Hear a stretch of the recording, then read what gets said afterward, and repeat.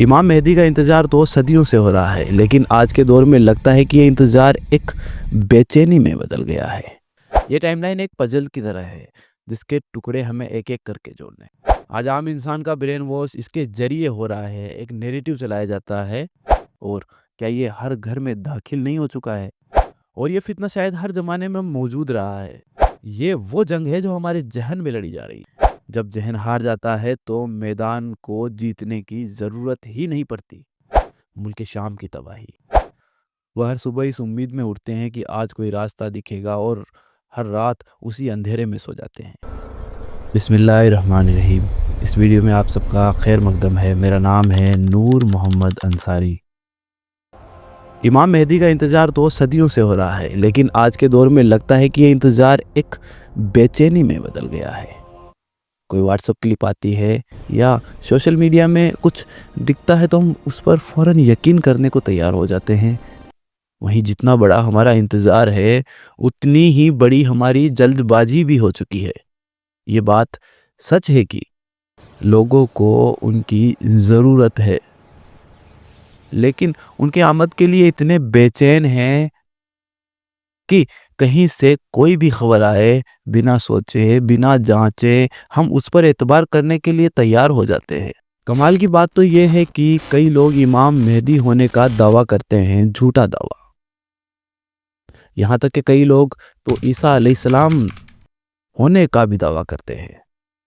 پر تعجب کی بات یہ ہے کہ دجال ہونے کا دعویٰ کوئی نہیں کرتا، کیونکہ دجال اپنے نام سے نہیں آئے گا، وہ تو ایک مسیحا بن کر آئے گا۔ وہ یہ نہیں کہے گا کہ میں دجال ہوں، وہ یہ کہے گا کہ میں مسیحا ہوں، جس مسیحا کا تم بے صبری سے انتظار کر رہے تھے، میں تو وہی ہوں۔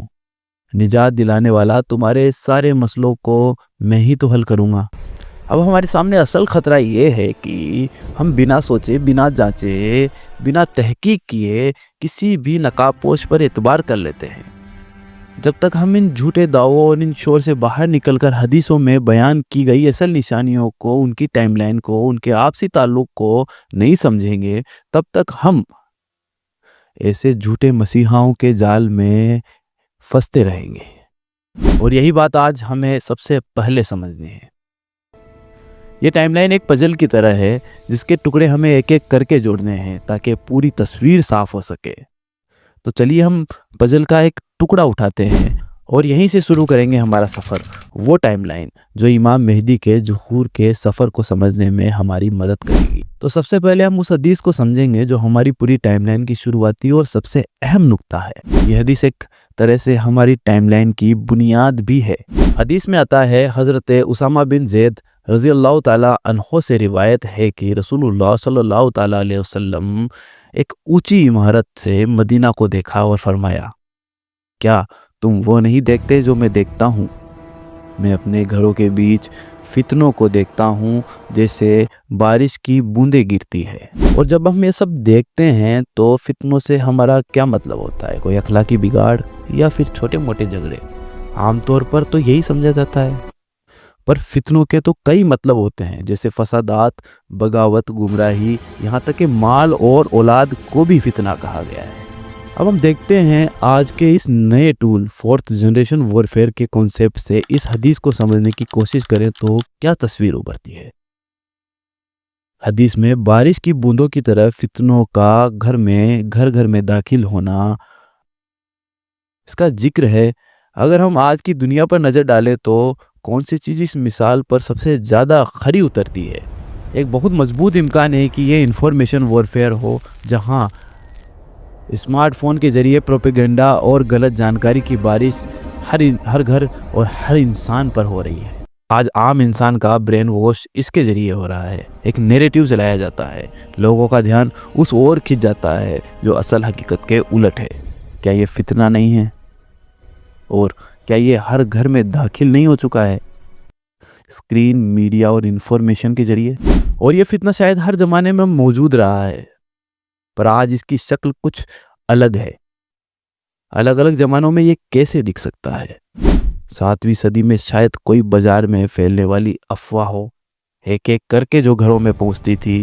اسے پہنچنے میں ہفتوں لگتے تھے، اسے پھیلنے میں ہفتوں لگتے تھے، اور 20वीं صدی میں ہم دیکھتے ہیں تو شاید یہ کوئی ریڈیو پروپیگنڈا ہو، کیونکہ ریڈیو گھر گھر میں پہنچ گیا تھا اور فتنے کی رفتار بڑھ گئی تھی، افواہوں کی رفتار بڑھ گئی تھی۔ اب وہ آواز کی شکل میں ہوا کے ذریعے ایک ہی وقت میں لاکھوں گھروں میں داخل ہو سکتا تھا۔ اور اب 21ویں صدی میں یہ فتنہ الگوریدم سے چلنے والا انفارمیشن وارفیئر ہے۔ یہ صرف گھر میں داخل نہیں ہوتا، ہماری جیب میں، ہمارے فون میں 24 گھنٹے ہمارے ساتھ رہتا ہے۔ یہ ہماری پسند اور ناپسند کو ہم سے بہتر جانتا ہے اور ٹھیک وہی کنٹینٹ ہماری اسکرین پر پروستا ہے جو ہمیں بھڑکا سکے، ہمیں گمراہ کر سکے۔ یہ وہ جنگ ہے جو ہمارے ذہن میں لڑی جا رہی ہے۔ اسے ملٹری کی زبان میں 4th جنریشن وارفیئر بھی کہا جاتا ہے۔ آگے بات کہنے سے پہلے میں آپ کو بتا دوں کہ میں یہ قطعی نہیں مانتا کہ انسانیت کے دشمنوں کو بخشا جانا چاہیے، پر دوسری اور یہ بھی تو ہو رہا ہے کہ ملک کے ملک تباہ کر دیے جاتے ہیں، پوری قوم کا جینوسائیڈ کرنے کی کوشش کی جاتی ہے۔ سوشل میڈیا اور نیوز میں نیریٹیو چلا دیا جاتا ہے کہ ہم نے تو کسی ٹیررسٹ یا کسی آتنکوادی سنگٹھن پر اٹیک کیا ہے، بھلے ہی اس اٹیک میں عام انسان اور نردوش لوگ اور بچے مارے جا رہے ہوں، پر دنیا کو یہی بتایا جا رہا ہے کہ آتنکوادی مارے جا رہے ہیں، ان کے گھر تباہ کیے جا رہے ہیں یا ٹیررسٹ مارے جا رہے ہیں۔ یہ ہو رہا ہے، اصل میں آپ کے ذہن کو ہرایا جا رہا ہے۔ جب ذہن ہار جاتا ہے تو میدان کو جیتنے کی ضرورت ہی نہیں پڑتی۔ یہی تو ہے 4th generation warfare, information warfare. اگر آج کی جنگ آپ کو سمجھ میں نہیں آ رہی ہے تو اس کی وجہ ہے آپ اس جنگ کو پرانے جنگ کے پیمانے پر دیکھنے کی کوشش کر رہے ہیں۔ جنگ کبھی ایک جیسی نہیں ہوتی ہے، جیسے جیسے سویلائزیشن بدلتی ہے جنگ کا چہرہ بھی بدلتا ہے۔ فلسطین اور اسرائیل کی جنگ اس کے تازہ اگزامپل ہے۔ اب جنگ صرف زمین کی نہیں ہے بلکہ ذہنی دباؤ، میڈیا کیمپیننگ، فیک نیوز اور پروپیگنڈا کے ذریعے ہوتی ہے۔ آج انسان کسی کو مرتے ہوئے دیکھتا ہے تو اسے یقین دلا دیا جاتا ہے کہ یہی انصاف ہے۔ یہی تو وہ موڑ ہے جہاں پر آپ کے ذہن کو ہرایا جا رہا ہے۔ حدیثوں میں جس بگاڑ اور فتنے کی بات آئی ہے وہ کسی ایک دور کی جنگ نہیں ہے، یہ جنگ تو وقت کے ساتھ آگے بڑھتی جاتی ہے۔ اب ہم اس حدیث کی اور بڑھتے ہیں جو ہماری ٹائم لائن کا اگلا اور بہت اہم پڑاؤ ہے، ملک شام کی تباہی۔ حدیث میں آتا ہے، حضرت ابو درداء رضی اللہ تعالیٰ عنہ سے روایت ہے کہ رسول اللہ صلی اللہ تعالیٰ علیہ وسلم نے فرمایا، جب ملک شام تباہ کر دیا جائے گا تو سمجھ لو پوری دنیا میں کہیں بھی خیر باقی نہیں رہے گی۔ یہ کوئی معمولی جملہ نہیں ہے۔ ملک شام کی تباہی اور اس کے بعد پوری دنیا سے خیر کا اڑ جانا، یہ دونوں باتیں آپس میں سیدھے جڑی ہوئی رکھی گئی ہے۔ یعنی نبی صلی اللہ تعالیٰ علیہ وسلم کسی ایک علاقے کی جنگ کی نہیں بلکہ ایک ایسے موڑ کی بات کر رہے ہیں جس کے بعد حالات پوری دنیا پر اثر ڈالیں گے۔ اور غور کرنے والی بات تو یہ ہے کہ یہاں خیر کسی ملک، کسی قوم یا کسی مذہب تک محدود نہیں رکھی گئی ہے، بلکہ کہا گیا ہے پوری دنیا میں خیر باقی نہیں رہے گی۔ اس حدیث کو سمجھے بنا نہ تو آنے والے فتنوں کو سمجھا جا سکتا ہے، نہ ہی اس ٹائم لائن کو جو ہمیں امام مہدی کے ظہور تک لاتی ہے۔ ملک شام یعنی وہ علاقہ جو ہمیشہ سے نبیوں کی سرزمین رہا ہے، جہاں سے علم، امن اور دین پھیلا۔ حدیث صاف اشارہ کرتی ہے کہ شام کی تباہی کوئی لوکل ایونٹ نہیں ہے بلکہ پوری دنیا پر اثر ڈالنے والی ہوگی۔ اب ہمارے ذہن میں یہی سوال آتا ہے کہ اس کے بعد کیا ہوگا، اور یہیں سے ٹائم لائن کا اگلا پڑاؤ آتا ہے۔ جب میں نے یہ حدیث پڑھی تو ایک عجیب سی الجھن میرے دماغ میں محسوس ہوئی کہ آنے والا وقت ہمارے لیے کس قدر کمپلیکیٹڈ ہوگا۔ حدیث میں آتا ہے، مدینہ اس وقت ویران ہوگا جب وہ اپنی بہتر حالات میں ہوگا، لوگ اسے چھوڑ کر چلے جائیں گے، یہاں تک کہ مسجد نبوی میں جنگلی جانور گھومتے نظر آئیں گے۔ یہ بہت اہم بات ہے، مدینہ پر حملہ نہیں ہوگا، اسے زبردستی اجاڑا نہیں جائے گا، لوگ خود مدینہ کو چھوڑ دیں گے۔ ایک علاقہ جو ہزاروں سال سے حکومت کا پاور سینٹر اور تہذیب کا گہوارہ رہا ہو، ویران ہو جاتا ہے تو اس کا اثر کیا ہوتا ہے؟ ایک پاور ویکیوم بنتا ہے، طاقت کا ایک خالی پن نظر آتا ہے۔ تو پھر سوال اٹھتا ہے، اس خالی پن کو بھرنے کے لیے دنیا کی نظریں کہاں جائیں گی؟ ظاہر ہے کسی دوسری اہم جگہ پر، جیسے بیت المقدس۔ اور اسے ہم گہرائی سے سمجھنے کے لیے اس ٹائم لائن کے ایک بہت ہی نازک موڑ کی اور چلتے ہیں، اور اس کے لیے یہ حدیث ہمیں جاننی ہوگی۔ حدیث شریف ہے کہ رسول اللہ صلی اللہ علیہ وسلم نے فرمایا کہ ایک حاکم کی موت کے بعد 3 لوگ خزانے کے لیے آپس میں لڑیں گے، لیکن وہ خزانہ کسی ایک کو بھی نہیں ملے گا۔ یہاں خزانہ صرف دولت نہیں ہے، بلکہ حکومت، طاقت اور کنٹرول کی نشانی ہے۔ 3 دعوے دار، آپسی جنگ، اور نتیجہ خانہ جنگی یعنی سیول وار۔ اب سیول وار کیسے ہوگی اللہ بہتر جانتا ہے، پر جب تینوں دعوے دار حکومت کے لیے لڑیں گے اور اپنا اپنا نیریٹیو چلائیں گے، تو یہ بھی تو 4th جنریشن وارفیئر کا ہی حصہ ہے۔ جب تینوں آپس میں نیریٹیو چلائیں گے، ان کے نیریٹیو آپس میں ٹکرائیں گے، تو obviously سیول وار یا دنگا فساد کی صورت تو بنے گی صحیح۔ اب پوری تصویر کو جوڑ کر دیکھتے ہیں، اگر ان سب حدیثوں کو ایک ہی لائن میں جوڑے تو کیا تصویر بنتی ہے؟ پہلے فتنوں کا گھر گھر میں داخل ہونا بارش کی بوندوں کی طرح، پھر ملک شام کی تباہی ہونا، اس کے بعد بیت المقدس کا آباد ہونا، پھر مدینہ کا ویران ہو جانا، اور پھر ستہ کے لیے یعنی حکومت کے لیے آپسی خانہ جنگی یعنی سیول وار۔ مرکز بدل رہا ہے، طاقت بکھر رہی ہے، اور دنیا ایک بہت بڑے فساد کی اور بڑھ رہی ہے۔ ہو سکتا ہے ملحمۃ الکبریٰ۔ اور یہیں سے وہ دور شروع ہوتا ہے جہاں ہماری ٹائم لائن ایک سب سے اہم موڑ پر پہنچتی ہے، جب فتنے عام ہو چکے ہیں، جب شام تباہ ہو چکا ہے، جب بیت المقدس آباد ہو اور مدینہ ویران ہونے کی طرف بڑھ رہا ہو، جب عرب میں حکومت کے لیے سیول وار چل رہی ہو، ٹھیک انہی حالات میں ایک ایسا شخص سامنے آتا ہے جس کا انتظار پوری امت کر رہی ہوتی ہے۔ ذرا اس دنیا کو امیجن کیجئے، پرانے شہر کھنڈہر بن چکے ہیں، ملک آپس میں لڑ رہے ہیں، قبیلے ایک دوسرے کے خون بہا رہے ہیں، صحیح اور غلط کے بیچ کی لکیر مٹ چکی ہے، ہر طرف فتنے اور جھوٹ سچ پر حاوی ہے، کہیں بھی کوئی ایسا لیڈر نہیں ہے جس پر بھروسہ کیا جا سکے۔ لوگوں میں مایوسی اپنے پیک پر ہے، اپنی چرم پر ہے۔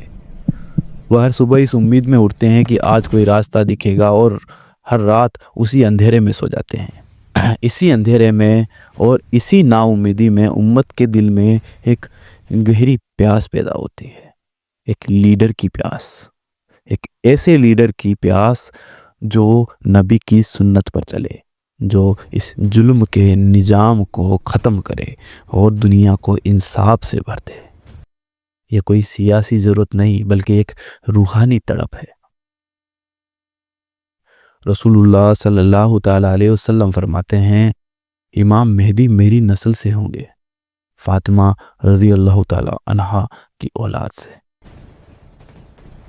یعنی نہ کوئی نیا دین آئے گا، نہ کوئی الگ راستہ دکھے گا، بلکہ نبی صلی اللہ علیہ وسلم کی ہی نسل سے ہوں گے اور نبی صلی اللہ علیہ وسلم کی ہی سنت پر چلیں گے۔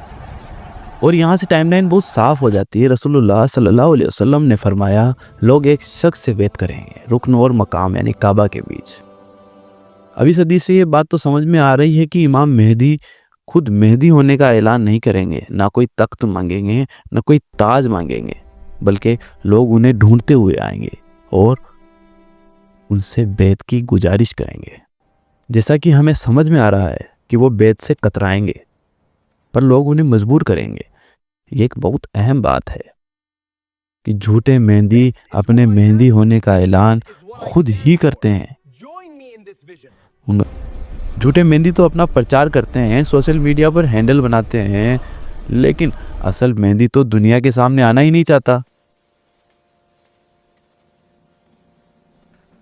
رسول اللہ صلی اللہ علیہ وسلم فرماتے ہیں کہ میری امت کے آخری زمانے میں ایک خلیفہ ہوگا جو مال گن کر نہیں بلکہ لٹا کر دے گا۔ اور ایک اور حدیث میں آتا ہے کہ اللہ ایک ہی رات میں اس کے حالات درست کر دے گا. یعنی نہ کوئی لمبی ٹریننگ، نہ سالوں کی تیاری، ایک رات اور پوری زندگی کا رخ بدل جائے گا. اور یہاں ایک بات یاد رکھنا ضروری ہے جس کا ذکر ہم اپنے اس ویڈیو میں کر چکے ہیں جس میں ہم نے وقت اور علم کی بات کی تھی. اللہ تعالیٰ امام مہدی کے حالات ایک ہی رات میں درست کر دے گا. ہاں، یہاں اگر کوئی دنیاوی تعلیم یا ٹریننگ ہو یا دین کا علم ہو یا حکومت کی تعلیم ہو تو ایک ہی رات میں کر دیا جائے گا. کیسے کیا جائے گا، کہاں کیا جائے گا، اللہ بہتر جانتا ہے. پر ہم صوفیاء کرام کی زندگی کو گہرائی سے دیکھتے ہیں تو ہمیں ملتا ہے کہ ان کے زندگی میں کئی موڑ ایسے آئے ہیں جن میں بزرگان دین نے اپنے پیاروں کے سینوں میں سینہ با سینہ علم عطا کیا ہے، اسے علم لدنی کہا گیا، جو نہ کتاب سے، نہ دعوے سے، نہ تخت سے، بلکہ اللہ کی طرف سے سیدھے دل میں ڈالا گیا علم. جیسا ہم نے پہلے بھی کہا تھا، علم لدنی سکھایا نہیں جاتا، عطا کیا جاتا ہے. کیا امام مہدی کا علم بھی اسی سلسلے سے ہوگا؟ واللہ عالم. یہی وہ جگہ ہے جہاں ہماری پچھلی ساری ٹائم لائن آپس میں جڑ جاتی ہے. ظلم عام ہوگا، انصاف ندارت ہوگا، لوگ حکمرانوں سے مایوس ہوں گے، دین پر چلنا مشکل ہوگا. جیسا کہ حدیث میں آتا ہے وہ زمین کو انصاف اور عدل سے بھر دیں گے جیسے وہ ظلم اور فساد سے بھری ہوگی. یعنی اس کا مطلب ظلم اتنا بڑھ جائے گا کہ کوئی نجات دلانے والا نظر نہ آئے گا. تب کہیں جا کر امام مہدی کی آمد ہوگی. اور سب سے اہم بات، امام مہدی کا ظہور کوئی الگ ایونٹ نہیں ہے، یہ اسی ٹائم لائن کا اگلا قدم ہے جس کی شروعات فتنوں کی بارش سے ہوئی تھی. یہی وجہ ہے کہ ہم حدیثوں کو جوڑ کر پڑھتے ہیں تو تصویر صاف ہو جاتی ہے. یہ ٹائم لائن صرف مستقبل میں ہونے والی گھٹناؤں کا ایک نقشہ نہیں ہے، بلکہ یہ آج ہمارے لیے ایک آئینہ ہے. یہ ہمیں دکھاتی ہے کہ ہم کس دور میں جی رہے ہیں. جب فتنے انفارمیشن وارفیئر کا روپ لے چکے ہوں اور دنیا کے پرانے پاور سینٹر بکھر رہے ہوں تو سب سے بڑی چنوتی کسی مسیحا کا انتظار کرنا نہیں ہوتی ہے. اصل چنوتی اس شعور، اس پرکھ کو اپنے اندر پیدا کرنا ہے جو حق اور باطل میں فرق کر سکے. امام مہدی کے ظہور کے بعد ٹائم لائن ایک نئے دور میں داخل ہوتی ہے جہاں جنگیں الگ ہوگی، دشمن الگ ہوں گے اور نشانیاں اور زیادہ صاف ہوں گی. لیکن وہ اگلا مرحلہ ہے. اس کے بعد امام مہدی کے ظہور کے بعد کا سلسلہ اور اس دوران پیدا ہونے والے فتنے اور قیامت کی نشانیاں وہ ہم اگلے ویڈیو میں ڈسکس کریں گے انشاءاللہ. تب تک کے لیے اللہ حافظ.